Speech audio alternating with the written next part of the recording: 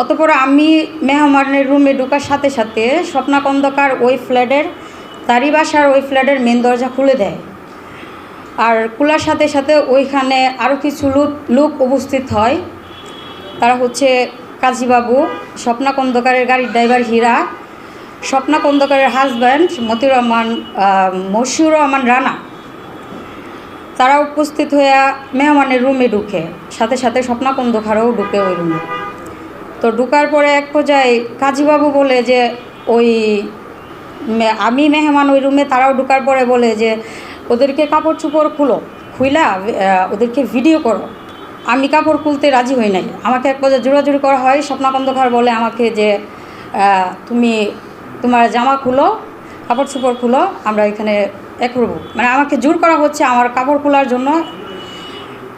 আমি রাজি না হওয়া এক পর্যায়ে কাজীবাবু স্বপ্না